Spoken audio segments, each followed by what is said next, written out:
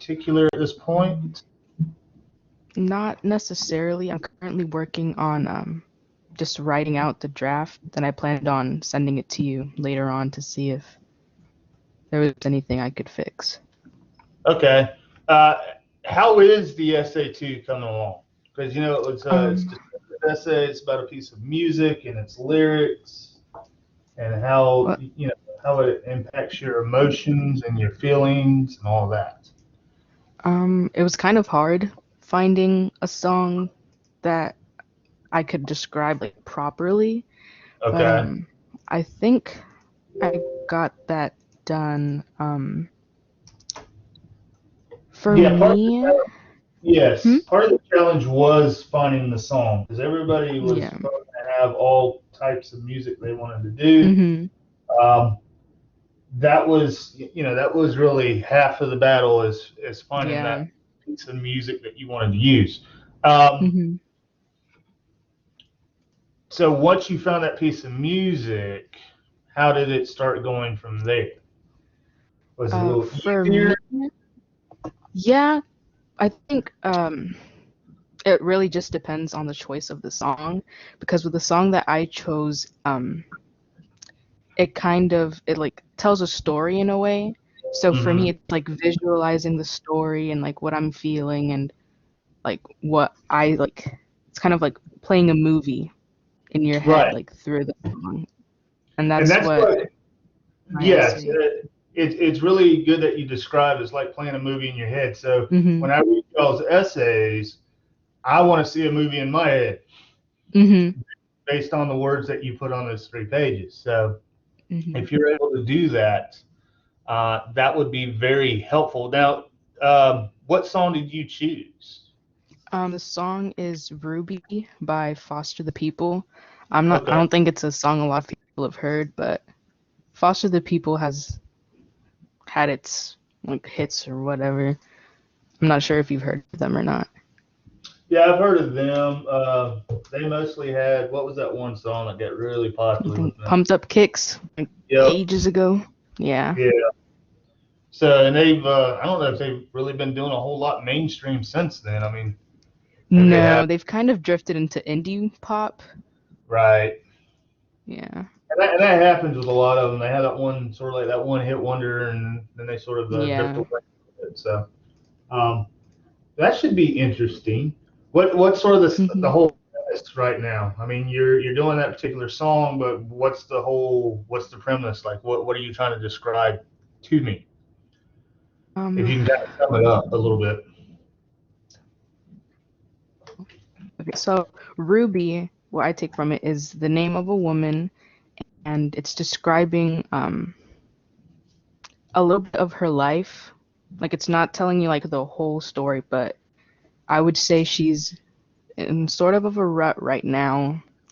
And how do I? It's kind of hard for me to explain things like when I'm put on the spot, but Right. Well, are you trying to fit that in your life in some ways? um, I could if that's what.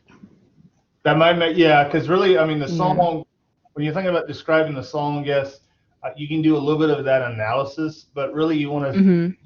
you want to have that song.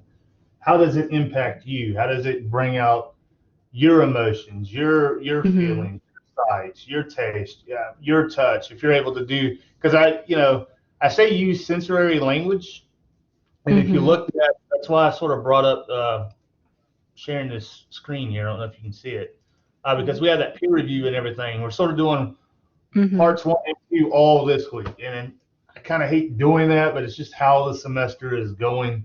Yeah. We don't have time to break it up like we did earlier. Like we had the narration part 1 and then narration part 2. So here we're sort of Mhm. having all of it. Um, but uh, the good bit of your paper wants to sort of deal with these sensory images Mhm. or the imagery. So basically, your 5 senses, if you're able to apply those Now, granted, it is a song. You're probably not going to be able to apply all of those unless you sort of set up a Mm-hmm. scene. Maybe you were at a birthday party or a baby shower and this song was playing and something, reminded you of all that stuff. Because when you're thinking about being at a party or a big event, chances are Mm-hmm. you're going to have food. So that's where the taste, touch, and smell would come in. But Mm-hmm. most folks should be able to write about the sight, the sound, and at least those two. Mm-hmm. And you may have to expand on those a little bit, meaning you may, because if you're able to find a song that you can fit all five of these senses, you basically have five paragraphs right there. You just add the introduction at the Yeah. beginning, conclusion at the end. You have a 7-page or a 7-paragraph essay. You probably already have your 3 pages, and you're done. Mm-hmm. So if you're able to find a piece of music, or if you're able to apply your piece of music and lyrics to maybe like a party or a wedding or um, I don't know, God forbid, a funeral, um, Mm-hmm. that might be a little bit more of a benefit to you if you're able to do that. Now you don't have to do that. That's just one particular approach you can kind of take, especially if you're worried about, I don't know if I'm going to get 3 pages. What can I do? That type deal. Um, and that's what these 9 questions, because what you're going to do first, I hope everybody by Sunday, because this is where this is going to be really of a challenge if folks don't do it by Sunday, uh, uploads their essay to way before Sunday. Maybe Mm-hmm. Friday, maybe early Saturday. I would really probably prefer you do it if most can before Friday, um, because if you try to do it all on the 18th or the 19th, and then you have to come back and pick somebody else that waited to the 18th or the 19th, then you're kind of screwing yourself. Both readers are screwing themselves up, because if you upload your draft on Sunday, let's say at Mm-hmm. 1 o'clock, and then you're having to wait for more drafts to come in because you got to download to read somebody else's. Let's say that's at 3 or 4 o'clock, and you're reading and having to go through and type these answers up. Well, that's 6 or 7 o'clock now. You can see Mm-hmm. the problematic there. What's going to happen? It's just going to be sort of clustered there at the end, and everybody's going to try to rush. So I'm hoping that most of these drafts will go up before Sunday. So I'm Mm-hmm. recording this lecture and I'm going to put it up. So hopefully folks will watch this or listen to it before Sunday, so you're not running into last minute stuff that is not going to be really, really beneficial for anybody, which I hope that's not the case. But one of the questions, and I wanted to show this to you and to the overall audience who I hope does get a chance to watch this, is number 7. 6 and 7, they talk about showing versus telling. Really, with descriptive paper, you want to show more than you want to tell, and you want to show using these sensory languages, words, imagery, that type stuff. If you remember from essay 1, you did a lot more telling because you were telling a story. So here it's sort of Mm-hmm. flipped a little bit.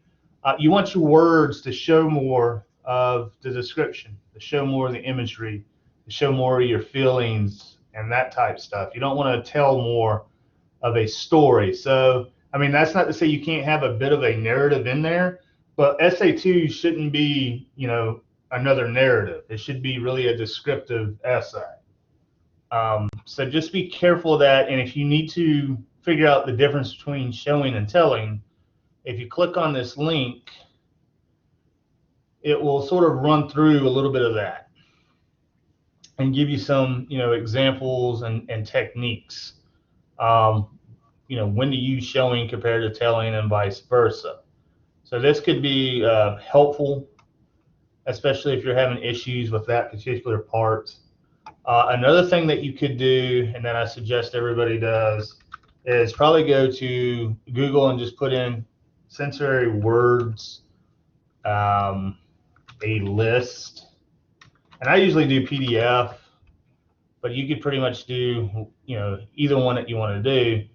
and just find, go through some of these and see which ones may work best for you as it relates to your paper, your lyric, and your story, or your song rather. And this one is really good because it gives you different words that you can use for sight, for sound, for taste and smell, for touch, emotion words.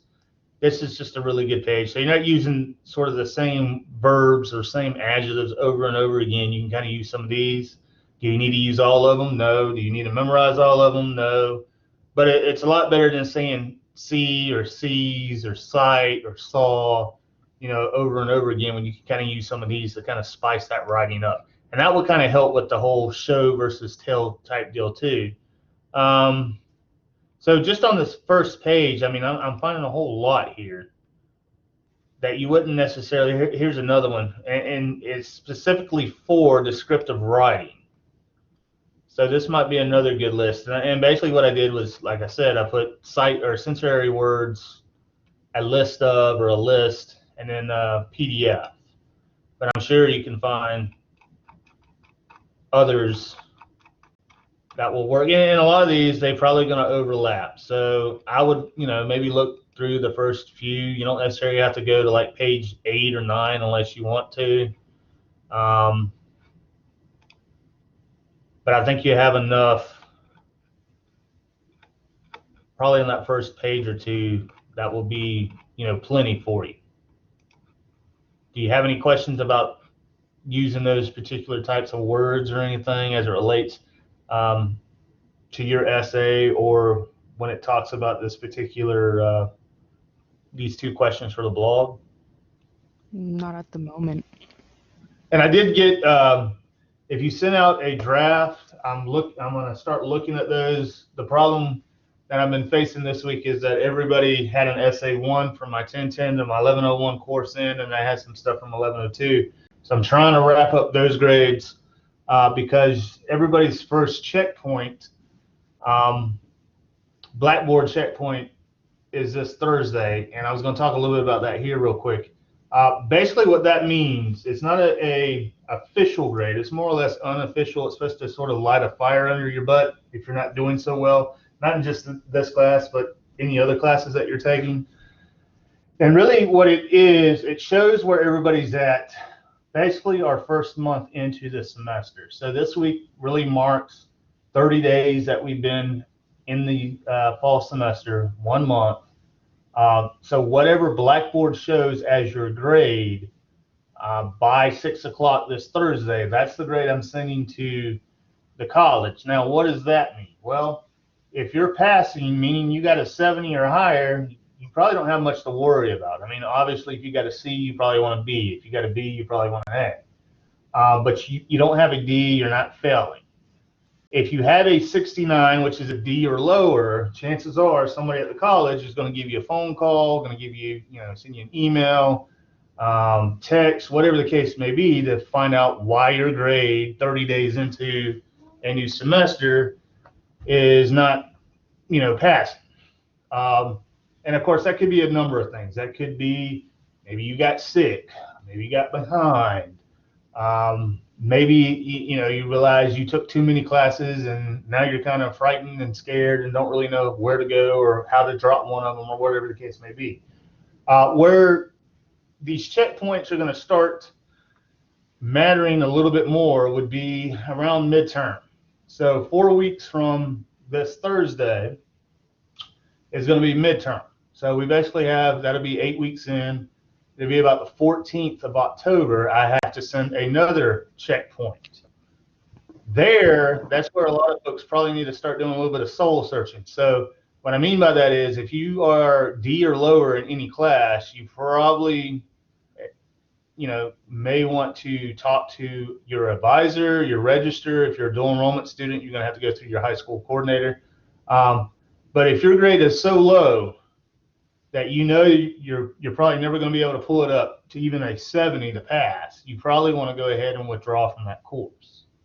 Because the problem is, after week 8, we only have 7 weeks left. And usually the last half of any course at any semester is not, it's usually the more challenging, It's a little bit more difficult. It's not the easy stuff. So really what that's telling you, me, and everybody else that's going to see your Blackboard grade come week 8 is whatever you've been doing for the last, 65, 64, 70 days is not working because your grade is not going up. It's, if anything, it's continuing to go down. So that's sort of going to be your rude awakening for a lot of folks. A lot of folks now, I know I have in a couple of my other classes that have went the first 30 days and haven't turned in anything, haven't answered an email or a phone call, and their grade right now is a 0. 4 weeks in, they got a 0 because they didn't turn anything in week 1, week 2, week 3, week 4. They're not responding to phone calls. They're not responding to emails. They're not responding to anything. So if you have a 0 in any class at this point, I would strongly recommend that you probably drop because you're probably never going to pull that 0 even up to a 70 in the next 2 weeks. 2 weeks, 2 months. I mean, the deal with zeros that a lot of folks don't understand, and I think we talked about it before, was that each 0 that you make, it brings your overall grade down about 20 points, sometimes more, depending on how everything is weighted. So if you make 3 zeros, so basically week 1, week 2, week 3, you're already at a 40. Well, if you make 4 zeros, you're basically at, you're close to a 20 to a 0 at that point. And a lot of it is because we haven't did a lot as far as assignment wise. For each 0 that you make, you have to have 5 assignments that you make 100 on. So if you made 3 zeros already, you need to have 15 assignments that you have 100s on. We don't have 15 assignments left in a semester. So there's no way you're going to be able to pull that grade up to that, that 70, especially if you're setting at a 40 or lower now. So just be careful.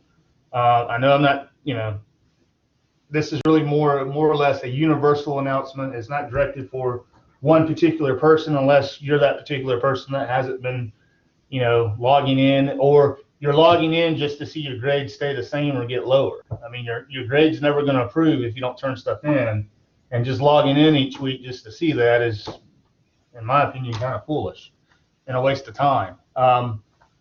Because somebody's paying for the course, and the deal is, the way they do this attendance now is that you sort of have the right to fail. In the past, we were able to sort of drop you and withdraw you, but now it's going to be more power in the students and responsibility on the students because they're supposed to be college level students, adult age students. If you want to withdraw or drop the course, you're going to have to physically go into the registrar's office and request that.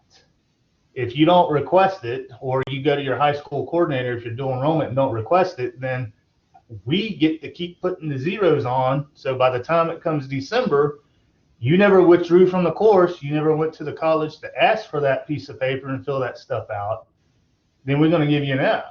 And if we give you the F, and if you got financial aid, you're probably not going to get any more money back when it comes spring semester, because the zeros that you make in your courses really impact your GPA. And if you get down a certain pointage of your GPA, you get put on academic probation for a little bit. And then eventually they just tell you, hey, if you want to ever go to college again, you're going to have to pay it out of your own pocket because you failed so many classes that we can't give you aid anymore unless you go the student loan route, which is, that's like a legal loan shark. You're going to have to owe on that. I don't, whatever the government's saying that, hey, we're going to pay your student loans, they're not going to pay everybody's student loans, especially the ones that get now. They just don't have enough money to pay everybody in the country's student loans. They just don't. So you're going to have to eventually have to pay that back. Or, they can take stuff away from you if you have a lot, if you sign your name to it, where they can, if you don't pay a payment, they can take your car, they can take, they can do something with your house. If you've got like a teacher's or a nursing license, they can come and take that so you're not able to work, which is sort of counterproductive because you need to work to pay them. But they look at it, if you don't pay it back, they're going to come back, because the way they see it is, hey, we helped you to 2 years, 3 years, 4 years to get your degree. Now it's time for you to pay us back. So that's how they look at it. So do you have any questions about the checkpoints or this peer review at this point? No, sir. Okay. The other thing is this verb tense. And I give you kind of a chart here. There's some page numbers in your e-text that give you a little bit more to do with exercise type stuff, which you can go through those if you want to try to attempt those. Because really our next grammar quiz deals with some of the stuff that we're looking at now, which is verb tense.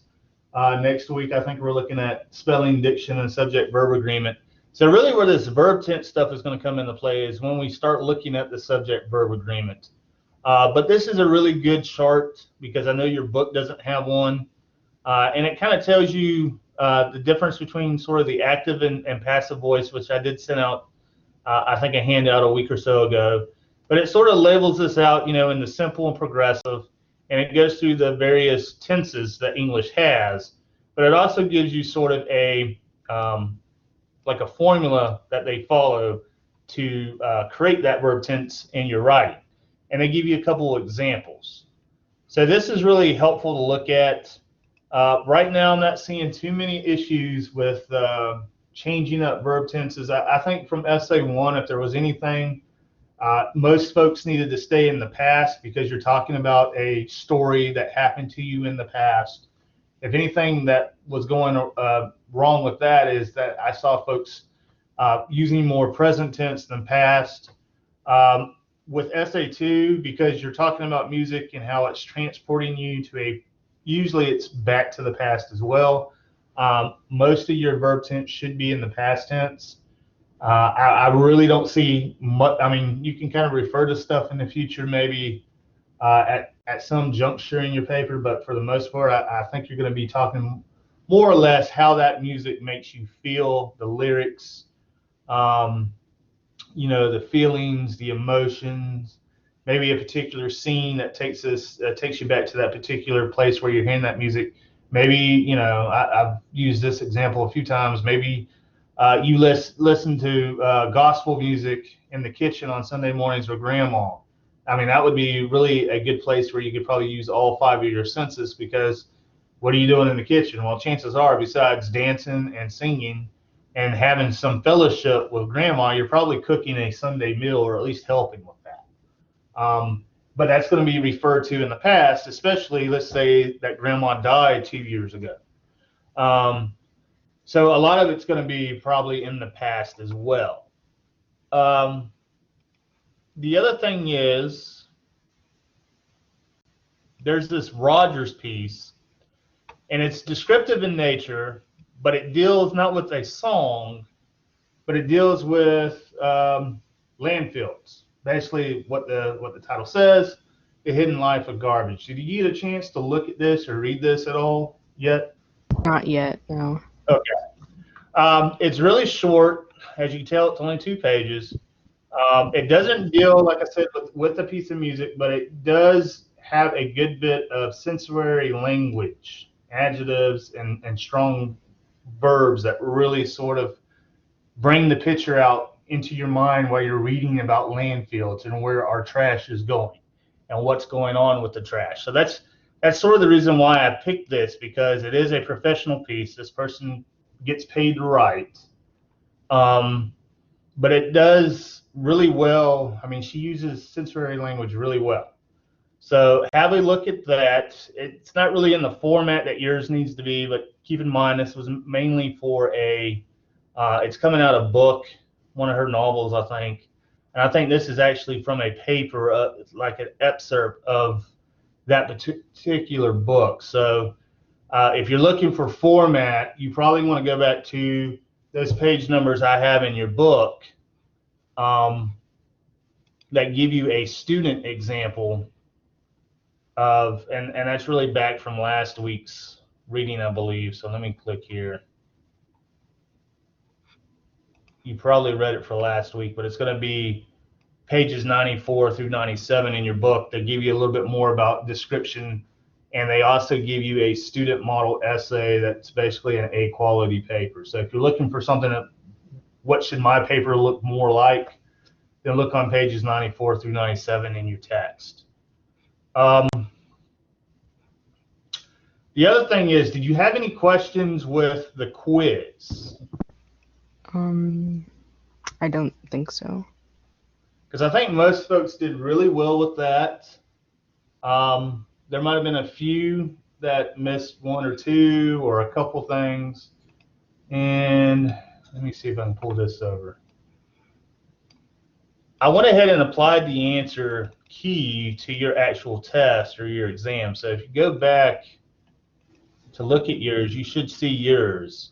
But this is basically the answer key. Like the first paragraph deals nothing with but adding the proper definite or indefinite article. So do we need an A? Do we need an A-N, or do we need a the? Do we need to keep what's there, or do we need to take one of them away and put something else? So you didn't really need to change the entire sentence with the first paragraph. And as you can tell, some of them were already there to begin with. They were just there to, basically not necessarily trick you, but to see how well you're paying attention. Hey, do we need "and" here instead of "a"? And a good bit of people did really well on the first paragraph. Like I said, if they missed, it might have been 2 or 3. And I think most folks were missing, like, they needed "the" here where it says "in the sun." A lot of folks just had this, "than sun," and it doesn't make sense if you actually say it out loud. So you definitely need a article there. Some folks or some students were taking out the "the" in front of the Milky Way or putting "a." Again, you still need "the" because a Milky Way, there's really more than one particular type of galaxy. And by saying "the," you're actually naming a particular galaxy, which is in this case the Milky Way. Nubia, here you need an A and an A both. Some folks did the A here, which got it right, but then they wanted to put a "the," which really doesn't make sense because, again, you're using A before. You should keep up with the A. Where I started seeing a lot of issues was with the second paragraph dealing with the comma splices, the run-ons, the fragments. Of course, there was many different ways that you could fix a comma splice or run-on in a fragment. If it made sense to me and if it corrected the error, I gave you credit. If it didn't make sense to me, or if it just, compounded things, basically you made one error into another, then you didn't get any credit. So the answers here are probably going to vary. But I think where I saw a lot of issues were right here at the end of this, the third sentence. You needed to have a colon to introduce our list. And then you needed to have that comma fanboy, which in this case, comma and, because you have 3 items in a series.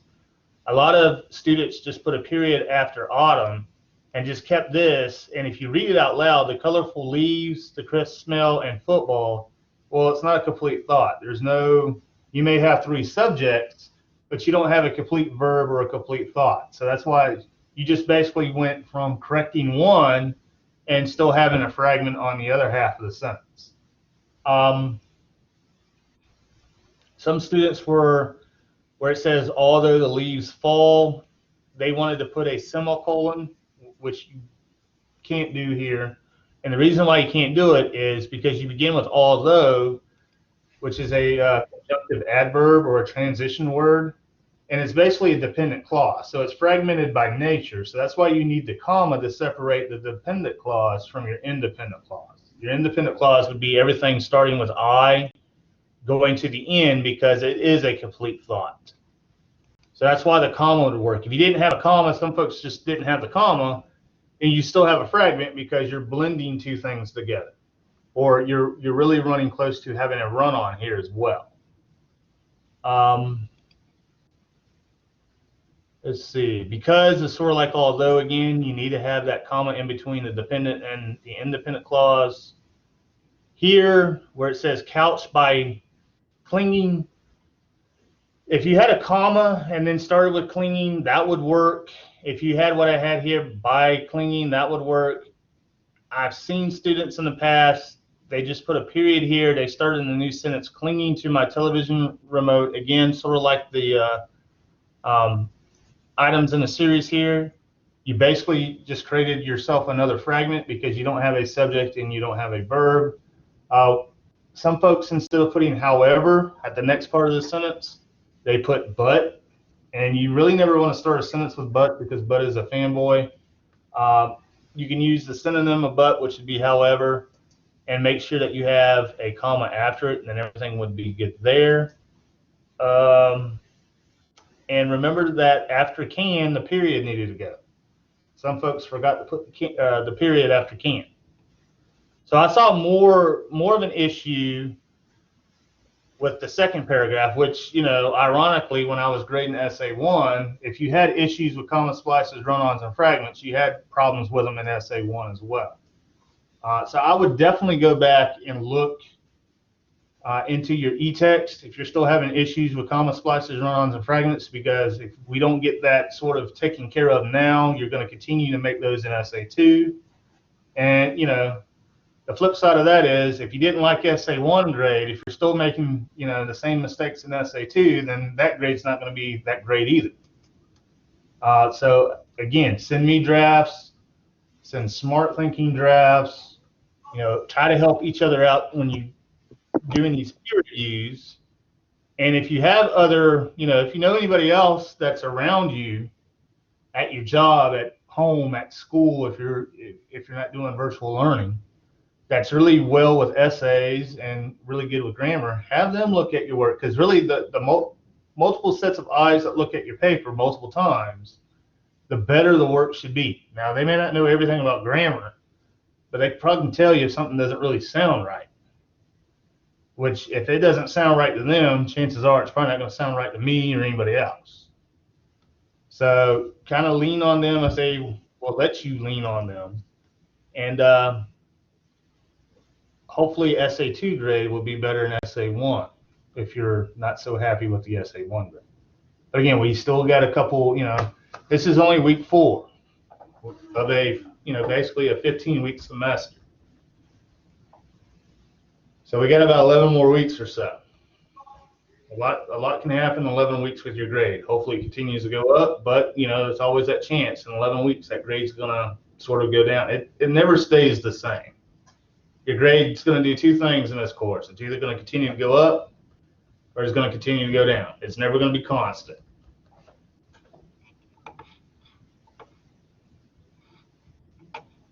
Any questions with the quiz answers?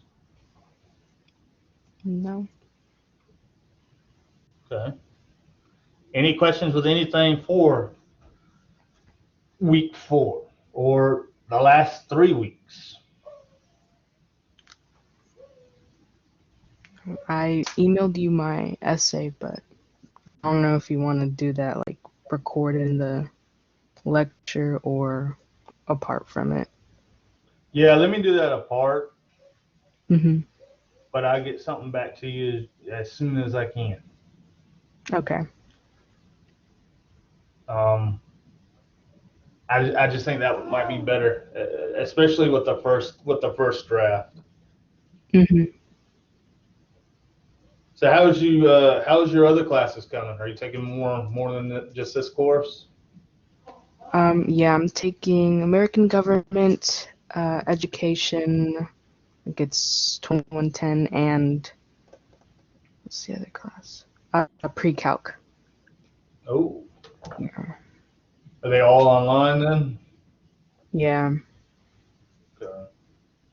How's the online learning going for you for those courses too? It's okay. I think I prefer in person just because I think it makes it easier to get motivated and actually start your work. But Right. I didn't really have that choice. Yeah, I was going to ask you, what made you choose online then? Well, my mom and my dad are both working a majority of the time. Right. I don't have a car, and they haven't necessarily helped me practice driving either. So I can't Okay. really, I don't feel confident going out and testing for a license if I haven't had enough practice. So I can't really go anywhere. But that makes sense, and there's a lot of crazy drivers. Yeah. So, I mean, do you live in Camden or Waycross or Yes, I live in Kingsland. Kingsland? Okay. Hmm. Yeah, there's definitely a lot of crazy drivers here. Yeah. Um, good. But are you doing well in those other classes? Um, yeah, but um, I have really bad anxiety. So if Hmm. I like log on and I see that there's a lot of things to do, it like quickly sets me off and it kind of starts spiraling. But Right. you just gotta take a step back sometimes and do what you Well, yeah, can. I mean, really, the deal with the online courses, I mean, there's pros and cons in it. Some folks like them, some folks don't. Is Hmm. to sort of take them a piece at a time, a day at a time, maybe. I don't feel like you have to Hmm. do everything on Monday. You have 7 days to get a lot of this stuff done. So, and you don't Yeah. necessarily have to be working constantly on it either. You can do an hour here, an hour there. Hmm. Do you work? Do you have another? Do you have a job outside of school? Are you a high school student too, or? No, I graduated this year. Okay. So do you work? Do you have anything else? Um, no, but for one of my classes, I'm required to have an internship. Oh, So there's that. Yeah.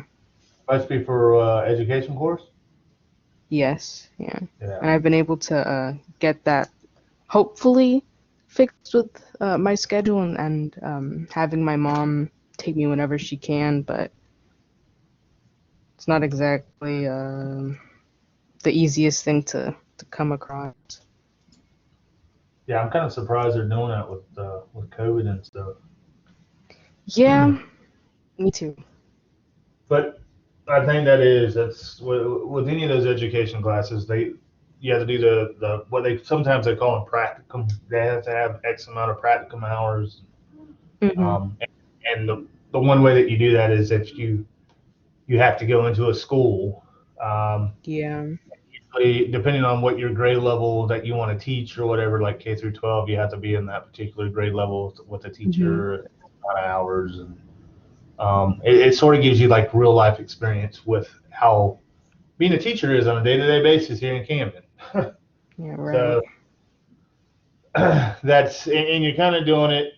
I mean, you're doing it for free because you're not getting paid, but you are getting paid by Hmm. knowledge. Because if you don't do it, then you're not going to get a good grade. So Yeah.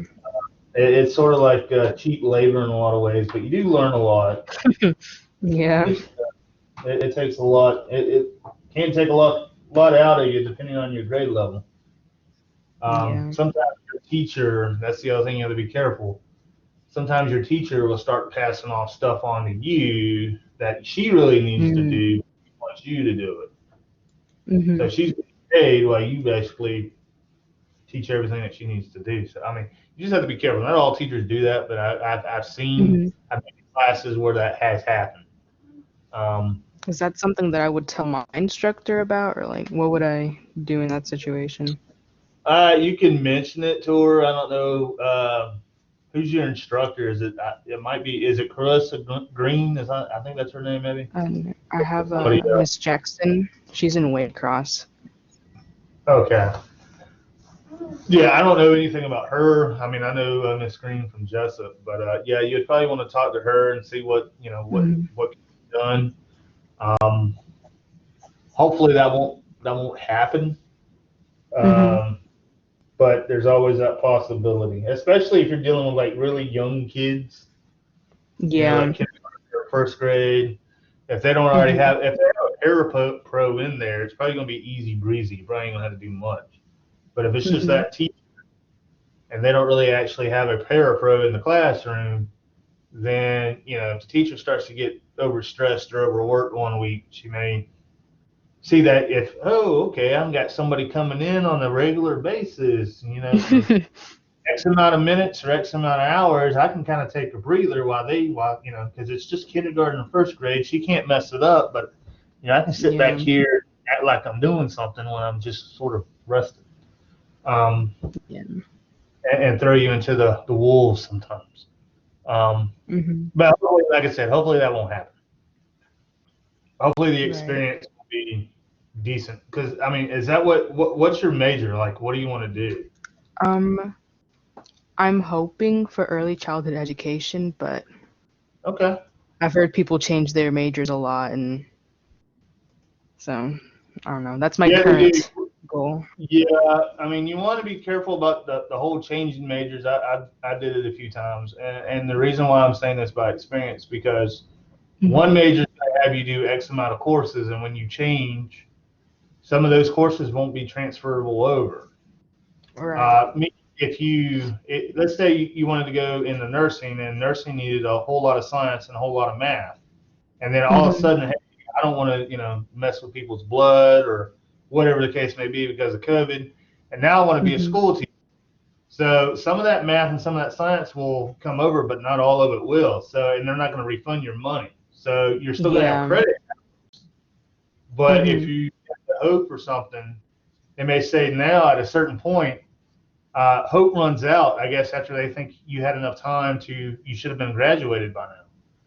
Mhm. At that point, because they see those extra, well, they changed majors a few times, and that's the reason why, because those credit hours added up. So they may Mhm. send you a letter in the mail and say, well, Hope basically says you should be graduated now. And since you're not graduated, we still can't pay, so you're going to have to find other means to pay. Um, Yeah. so that's the big thing that you want to be careful. At least if Mhm. you change the major, maybe not change it so drastically that you can still use those credits for your advantage, Right. Mhm. uh, because otherwise it's just you're going to be double working yourself. Yeah. It's going to be like getting 2 degrees when you only really get one. It's just taking you forever now to get it.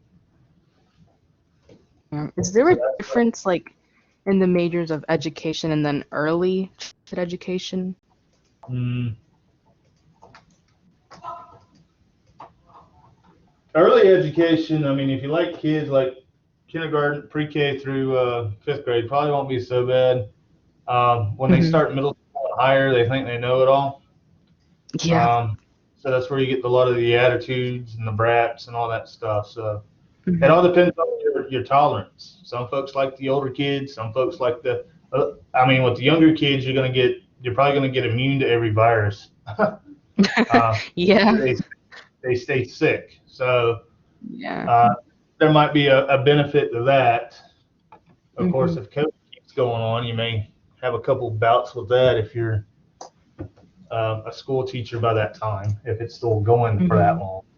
Um, but yeah, and there's usually you can usually you can hold the fear of God in them when they're young. Like if you don't Yeah. do your work, if you don't sit down, I'm going to take away recess or playtime or free time. Yeah. And they usually will sit down and shut up and do what you say. Or if you threaten to call their parent or talk to their parent, they usually sort of shut up. Middle school and high Yeah. school, they really don't care. They tell you to go ahead and do it. So Mhm. can't really hold that over them anymore. Yeah. But I know our time is getting here, and I don't want to keep your time if you don't have Mhm. anything else. But do you have anything? Is there anything else that you have in mind, or that you have questions on, or? I don't think so. I Well, think. yeah, I will try to look at. If it's not today, definitely tomorrow. I will have a Mhm. draft back to you. Yeah. I'm just trying to get everybody's grades caught up before I do that checkpoint for Thursday. Yeah. I think what I'm gonna do is I had sent it to you. It was just like what I had originally done, but I'm Mm, going back and like trying to tie in parts of like my life to it as well. okay. So you might, if I send you another one, you might want to look at the second one instead. Okay. Or I'm gonna tell you what to do, but it's just Yeah, that a would be suggestion. better. 'Cause I don't want to overwork. I don't want to overwork Yeah. each other. So yeah, I mean that would be if that Okay. would be better for me just to wait on that second one. I just wait on the second Mhm. one. All right. Okay. Have you used Smart Thinking? Did you use it last time? I did not. I went and looked up, like I put in the URL, but I wasn't sure if I had to pay for an account or just sign up, Oh, and I what you wasn't need to sure. do, yeah, I sent out some stuff. Let me see. I can show you real quick. Mm-hmm. Um,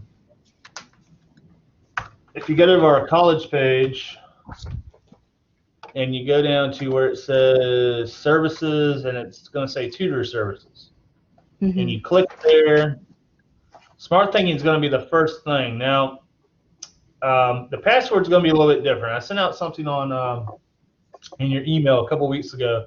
Your username Mm-hmm. will be your student ID or your student email account. So if you click Mm-hmm. there, it's going to look like, but I'll pull up.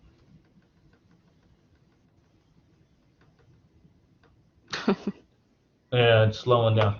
So let me see if I can find that email originally I had over here. Here it is. It's going to look like that. So you're going to have your whole email address. The password is going to be a little bit Mm-hmm. different. And let me see if I can find that email again.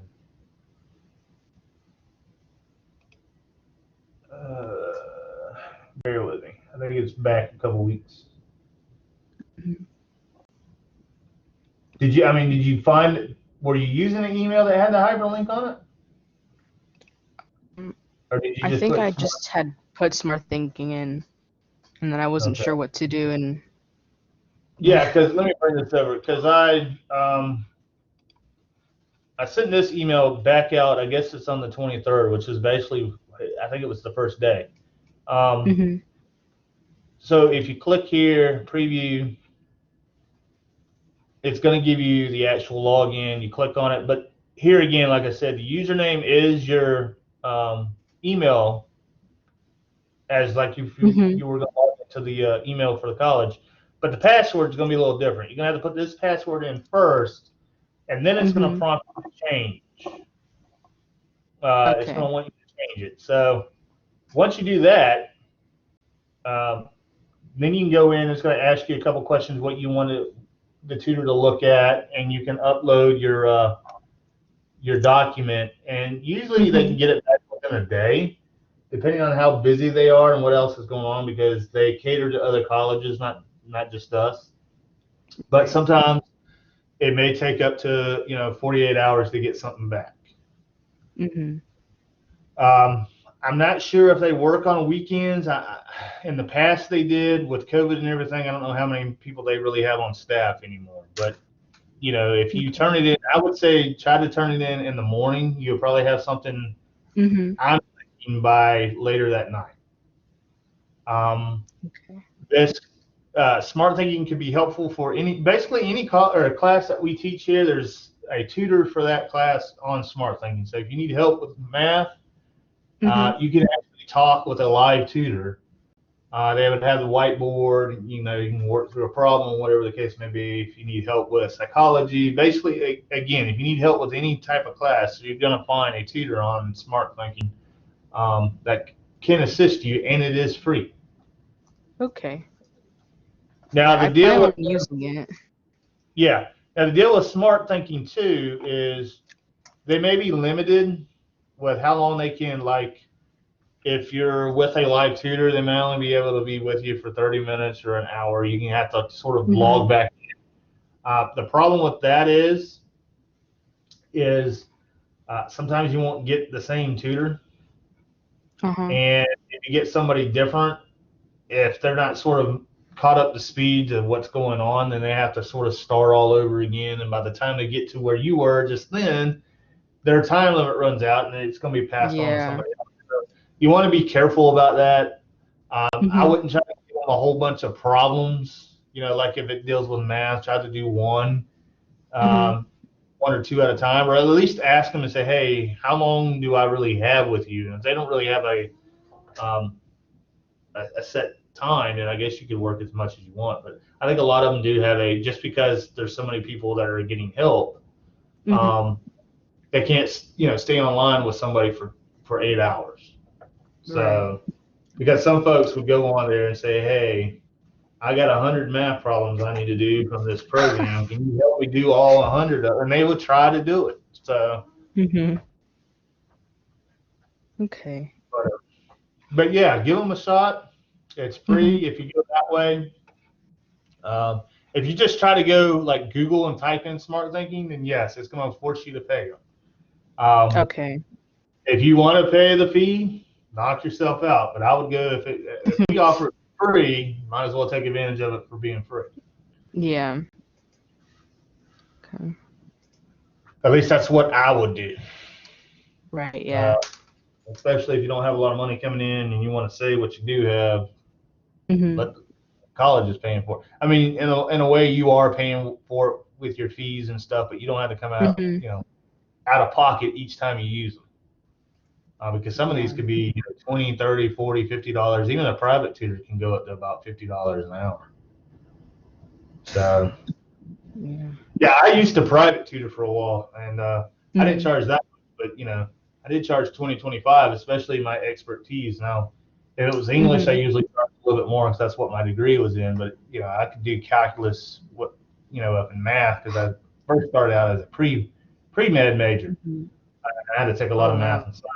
So I would charge about 15 or 20 just because I didn't have a degree for that, but I had enough courses that I made A's and B's and I knew what I was doing. So, Mhm. and you'd be surprised how many back then, before everything went COVID related, how many Mhm. folks would give you money to help them with math. There's a lot of people out there that just don't like math. And Yeah. I actually had one lady that needed help with English more so. And Mhm. I got paid every time I helped her, and I guess she was just grateful because I didn't charge her that much. I mean, it was a basic Mhm. fee, but every time I helped her out, it was usually 2 or 3 hours worth of work or so. But she'd give me Mhm. $100 each time I worked for her. So I was like, man, I can make more money here in 3 hours, and Yeah. But it comes to an end too because you have those really good clients that are willing to pay you that much, and then you have those that sort Yeah. of they want to try to shortchange you, or they no Mhm. show. You agree on a time and a place, and then all of a Yeah. sudden, 2 minutes before you're supposed to meet, something comes up, or they just don't even call you. So you Mhm. waste all that time and gas to get there, and it's sort of for a while that's Right. I was making that was supplemental income. It's sort of like DoorDash and stuff.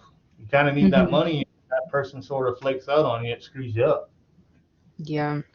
especially if you got bills and stuff too. I mean, Mhm. we all got bills. They don't stop no matter what's going on in the world. Yeah. So, well, all right. I mean, I don't want to keep you time anymore. I think I rambled and talked Mhm. enough. It's getting close to 4 o'clock. I'm Mhm. going to try to get this uploaded after we finish here, and if I can I'll just wait for your second draft. Mhm. And by then, because I think I only have a couple more things that I have to grade as it relates to the stuff from this past week and stuff. So once I get Mhm. that graded, definitely tomorrow, besides teaching my in-person classes and stuff, I will have a good bit of time to start looking at drafts. Okay. Yeah, that should be it. All All right. right. Thank you so much for your help and talking in general. Yeah, no problem. Anytime. Good luck Have with a the nice rest of it. day. You too.